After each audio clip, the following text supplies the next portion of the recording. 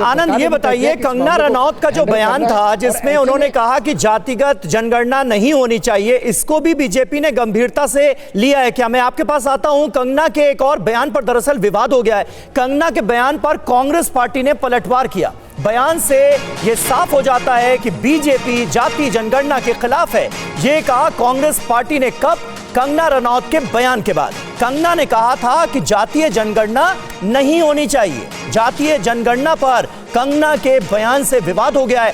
कंगना रनौत ने एक TV channel को दिए इंटरव्यू में यह बयान दिया था कि जातीय जनगणना नहीं होनी चाहिए।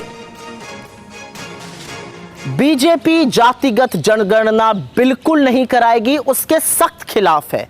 और यह मेरा कहना नहीं है, ये बीजेपी की सांसद, चुनी हुई सांसद कंगना रनौत जी ने कहा है। उनसे दो टूक सवाल पूछा गया था कि क्या जातिगत जनगणना होनी चाहिए, उन्होंने कहा बिल्कुल नहीं। बीजेपी की सांसद ने बीजेपी का इस मुद्दे पर स्टैंड क्लियर कर दिया है। अभी तक बीजेपी बचने की कोशिश करती थी, आनाकानी करती थी, इधर उधर इनको उनको दोषारोपण करती थी। अब पूरी तरह से साफ है कि जातिगत जनगणना बीजेपी नहीं कराना चाहती है। उनका मानना है कि बिल्कुल नहीं होनी चाहिए।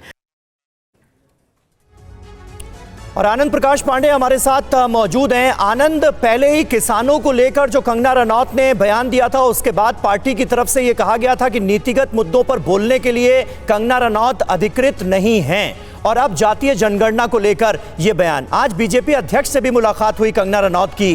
क्या कहा गया, उन्हें क्या नसीहत दी गई है, कुछ पता चल पाया?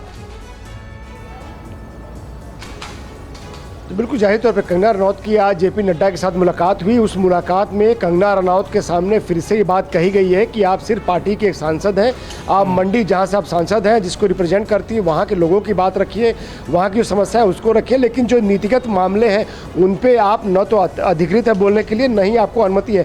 उसमें न सिर्फ किसान आंदोलन को लेकर जो उन्होंने बयान दिया था वो शामिल था, बल्कि जाति जनगणना को लेकर जो बयान कंगना ने दिया था, माना जा रहा है कि इसको लेकर भी पार्टी के शीर्ष नेतृत्व की तरफ से उनको चेतावनी दी गई है। क्योंकि बीजेपी की केंद्र में सरकार भी है, और ऐसे में अगर कंगना रनौत जैसा चेहरा अगर ऐसे बड़े मामलों पे, नीतिगत मामलों पे बोलता है तो कहीं ना कहीं पार्टी की फजीहत होती है। और चूंकि इनकी सत्ता भी सरकार के सामने भी बड़ी मुश्किलें खड़ी होती है। और कंगना के रनौत के उस बयान का ये असर है जो उन्होंने जनगणना को लेकर दिया था, जाति जनगणना को लेकर दिया था कि कांग्रेस फिर से हमलावर हो गई है। तो ऐसे में फिर से जेपी नड्डा ने खुद उनसे आमने सामने की बातचीत में इस बात की चेतावनी दी है कि आइंदा से आप ऐसे बयान न दें।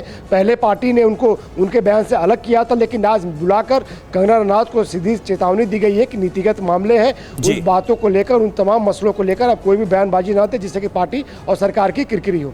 बिल्कुल, बहुत बहुत शुक्रिया आपका आनंद प्रकाश पांडे और कुमार विक्रांत हमारे साथ जुड़ने के लिए। तो बीजेपी अध्यक्ष जेपी नड्डा ने मुलाकात में सीधे तौर पर चेतावनी दी है कंगना रनौत को कि नीतिगत मुद्दों पर वो अपनी राय ना रखें। जेडीयू की तरफ से भी यह कहा गया है कि कंगना रनौत बीजेपी की प्रवक्ता नहीं है।